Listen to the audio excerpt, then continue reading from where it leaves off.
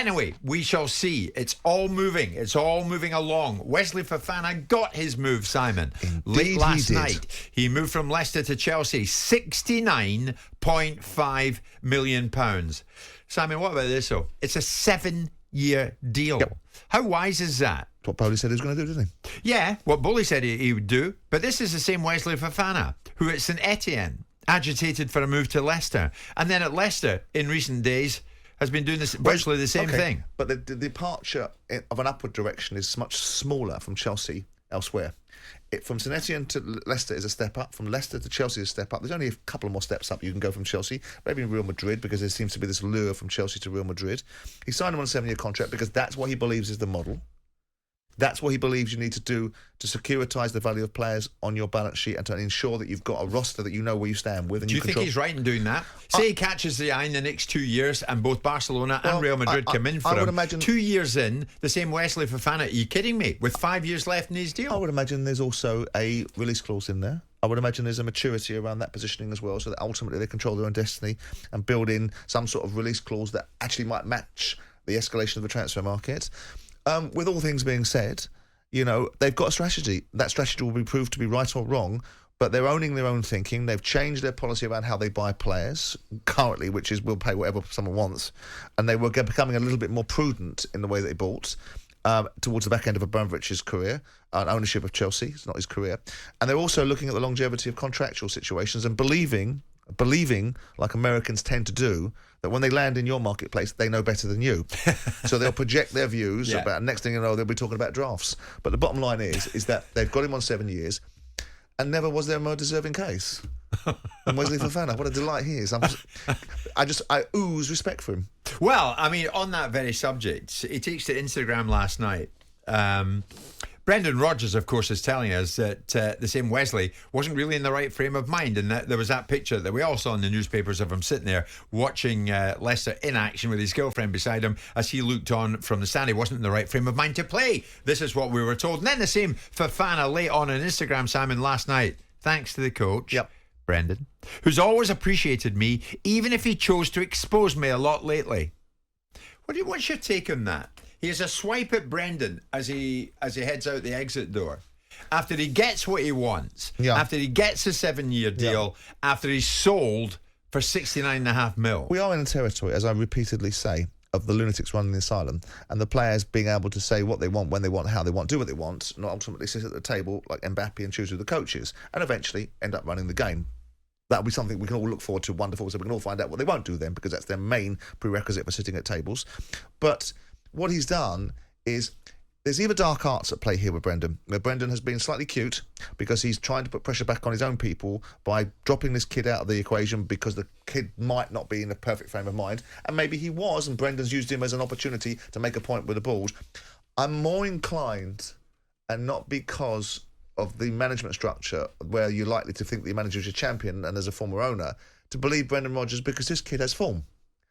If you've done it once before, then the indication are that there's going to be some substance behind you doing it again, albeit it's an easy hat for you to hang. It's an easy hanger for you to hang your hat on because you can easily tar that kid with that brush. Yeah. But the fact that he couldn't just accept the fact that he's got precisely what he wanted, he had to have a sly observation on the way out. Well, he did sound, and that's not all. He said, I chose not to communicate during this transfer window despite all the criticism and all the often false and misleading comments, even when they were coming from the club.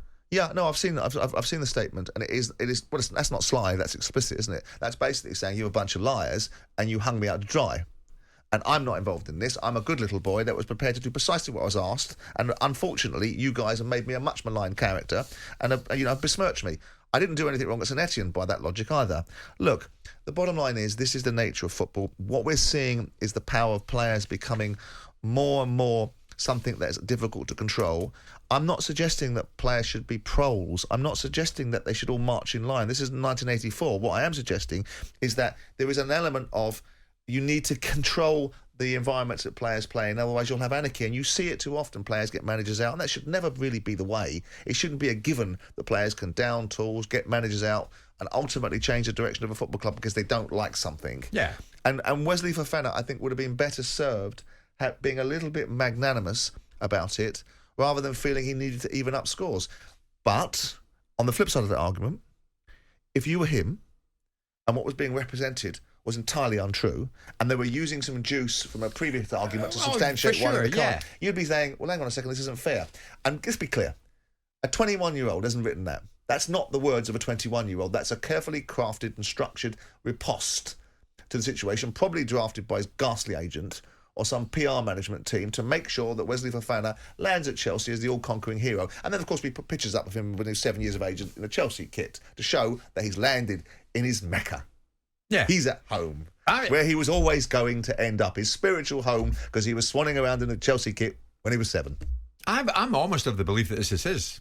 These are his words. On this occasion, they misspelled or something.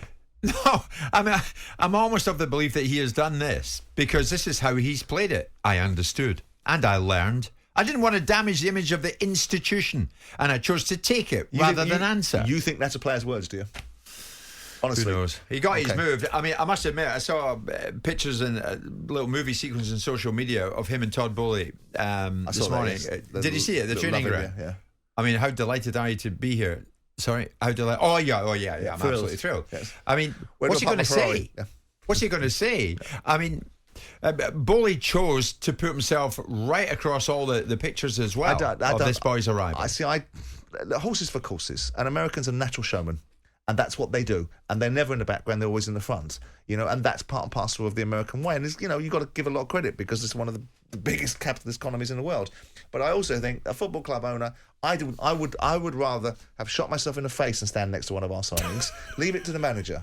Thank you very much. Away you go with him. He's your charge. I'll see him when he's scoring goals or when I'm selling him when he hasn't. Right? Was that always the case, actually? Yeah. No, so when was that taken?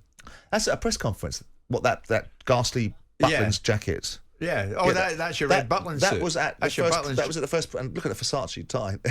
God blimey, sort of thing you'd wear now. But the bottom line is that was a dreadful time for me fashion-wise.